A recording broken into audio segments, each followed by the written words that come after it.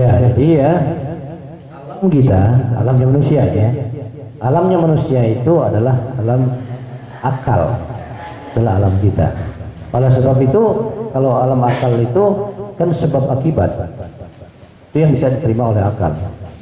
Disebabkan ini, akibatnya seperti ini. Ya, kalau umpamanya sesuatu tidak dengan sebab akibat terjadi, nah itu bukan dalam akal namanya. Ya, nggak bisa diterima oleh akal. Oleh sebab itu, akal itu ada batas maksimal kemampuannya. Itu akal manusia. Ya. Kemudian kalau sesuatu yang sudah tidak bisa lagi dipikirkan oleh akal manusia, berarti itu bukan alamnya akal, tetapi alamnya keimanan. Percaya atau tidak? Kalau kita percaya, maka akan dinyatakan oleh Allah SWT sesuai dengan apa yang kita yakini. Kan itu, ya. Itu kalau sudah nggak bisa dijangkau oleh akal, ya. Tapi kalau kita nggak percaya, walaupun istilahnya beberapa dalil, ada firman Allah sudah menerangkan, ada hadis-hadis sudah menerangkan, kalau dasarnya nggak percaya, tetap dia nggak percaya, karena dia hanya menggunakan logikanya. Ya, dia tidak ke alam keimanan. Tetapi selagi manusia itu meyakini bahwa Allah Subhanahu wa taala itu dia Maha Kuasa, diyakini sama dia Maha Kuasa, ya. Mudah-mudahan apapun peristiwa, walaupun peristiwa itu tidak bisa diterima oleh akal, selagi dia meyakini bahwa Allah itu Maha Kuasa, pasti dia akan percaya dengan kekuasaan Tuhan. Kalau kekuasaan Tuhan kan fa'alul lima yurid, berbuat sekehendaknya. Walaupun tidak bisa diterima oleh akal manusia, kalau Tuhan mau berbuat, siapa yang bisa marah? Ya, contohnya sekarang ini, seperti kita lihat mi'rajnya Rasul. Kalau mau kita telaah dengan akal kita ini, akal manusia yang mana yang bisa membenarkan? Hanya satu malam terus bisa menembus 7 lapis langit sampai Sidratul Muntaha, sampai ke Qab berjumpa kepada Allah Subhanahu wa taala. Akal manusia yang mana bisa benarkan itu? Kalau bukan dengan keimanan. Nah, makanya pada saat mi'rajnya Rasul, tatkala Rasulullah turun, ya, selesai mi'raj, diceritakan dengan para sahabatnya tentang mi'rajnya itu.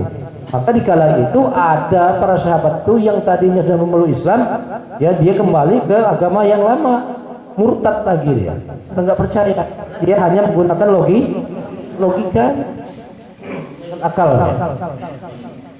Ya, hanya Sayyidina Abu Bakar yang membenarkan, ya, tentang mi'rajnya Rasul itu. Ya, apapun kata Abu Bakar yang selagi itu Muhammad yang membicarakan, saya percaya. Nah, sebagian sahabatnya ada yang murtad, berpaling lagi dia, meluk agamanya yang lama. Dikatakan Muhammad itu lagi, nah, dia hanya menggunakan logika, tidak menggunakan keimanannya. Ya, nah, jadi insya Allah nanti hubungan dengan pelajaran yang kita pelajari nanti di sini, kalau sudah logikanya ini sudah tidak mampu dia, nanti Allah akan buka namanya pintu hatinya yang akan dibuka oleh Allah SWT. Sebab mata akalnya ini sudah nggak mampu. Ya, jadi akal punya mata, hati punya mata. Ya. Akal dibuka oleh Allah SWT, bisa dia menalar, tapi ada batas kemampuan maksimal. Dia nggak mampu lagi dia, nanti Allah buka namanya pintu rahasia, itulah pintu hati, buka oleh Allah SWT. Kalau pintu hati itu dibuka oleh Allah SWT, tidak ada yang terrahasia, ada yang dirahasiakan Tuhan. Ya, nah, tetapi buka pintu hati itu bukan perkara yang mudah. Ya, dibuka oleh Allah SWT pintu hatinya, maka tersingkap rahasia dunia. bersingkap rahasia alam. Maka mengerti kita tentang kehidupan. Kalau enggak dibuka oleh Tuhan, mana kita tahu? Enggak akan tahu kita.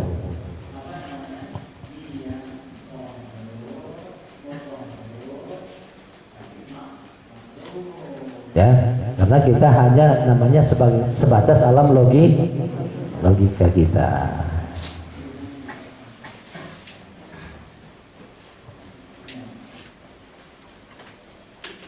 Ya, maka terus tuntut terus ya, ilmu itu kemudian kalau dapat amalkan, jangan nuntut aja. Dituntut tidak diamalkan cuma-cuma sia-sia, tidak ada gunanya. Dapat amalkan, nanti ditambah lagi oleh Tuhan ilmu yang lain. Dapat amalkan lagi sampai nanti kita tahu ya rahasia alam namanya, disingkapkan oleh Allah Subhanahu wa taala, sesuatu yang dirahasiakan Allah. Jadi kembali lagi ya, sesuatu yang dirahasiakan kalau sudah dibuka, berarti orang-orang yang dekat ya, orang-orang yang dekat. Biasanya orang yang bisa mendekat itu apa? Biasanya orang yang bisa mendekat dengan seseorang atau mungkin dengan yang lain, biasanya apa? Hah? Apa namanya? Kenal? Harus cinta. Ya, kalau mendekat harus cinta dulu. Kalau tidak mencintai, tidak akan dekat, tidak bisa dekat. Bukan hanya itu saja ya, semua dengan pekerjaan harus cinta dulu dengan pekerjaannya, baru mengerti kita tentang pekerjaannya itu. Kalau nggak dicintai pekerjaannya, jangan diharap rahasia-rahasia yang tersirat di dalam pekerjaan itu nggak mungkin akan terbuka.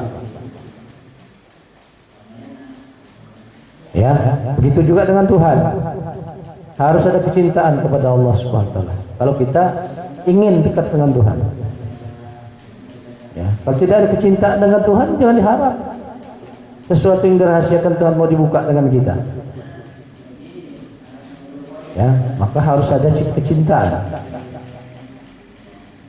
Ya, kalau sudah ini kan ada istilah, ya, tak kenal maka tak cinta, tak cinta maka tak sayang. Ya, nah istilah ini kalau saya pegang betul. Iya. Tak kenal maka tak cinta, maka harusnya man arafa nafsahu faqad arafa rabbahu. Kalau kita mau cinta kepada Tuhan, kita harus cintai diri kita dulu. Kalau kita mengerti tentang diri kita, barulah ada kecintaan dengan diri kita. Kalau kita sudah mengerti tentang diri kita, barulah kita tahu dengan Tuhan kita. Kalau sudah tahu dengan Tuhan kita, barulah ada kecintaan dengan Tuhan. Makanya harus kenal dulu, baru ada cinta. Maka tidak jual kucing di dalam karung. Karungnya kucingnya dalam karung juga. Kucing di dalam karung adanya di Jakarta sana. Terus kita nyatakan, oh saya cinta betul dengan kucing yang dalam karung itu. Itu sebatas lisan itu namanya. Kata-kata seperti orang ngigau. Terus orang ngigau. Oke, bagaimana bisa kita menumbuhkan rasa cinta kita kalau kita enggak lihat, enggak kita kenal? Ya harus kita kenal dulu.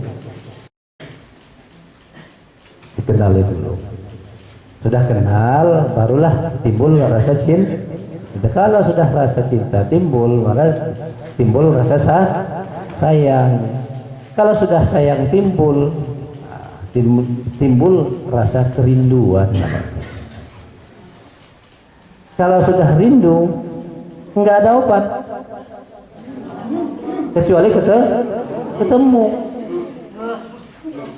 Ya, nah makanya Allah janjikan bagi orang yang ma'rifat kepada Allah Subhanahu wa taala di muka bumi ini, maka dijanjikan oleh Allah Subhanahu wa taala nanti di hari akhirat nanti ru'yatullah, perjumpaan kepada zat Allah Subhanahu wa taala yang sebenarnya. Jadi bagi yang sudah mengerti ya tentang Tuhan, maka timbul kecintaan, timbul kerinduan. Ya, timbul kerinduan. Kalau sudah timbul kerinduan, maka hidup di muka bumi ini ya enggak kepengen lama-lama,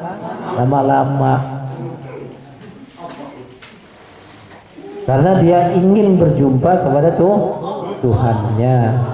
Sedangkan berjumpa kepada Allah Subhanahu wa taala itu jalannya adalah kematian.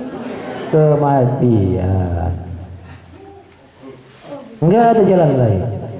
Barang siapa yang ingin berjumpa kepada Tuhannya, ya harus mati dulu.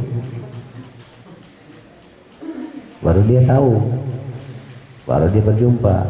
Kalau enggak meninggal dunia, enggak mati dia, ya enggak akan tahu, enggak akan berjumpa. Karena Allah SWT itu adalah zat yang maha halus, maha latif, yang wajib adanya.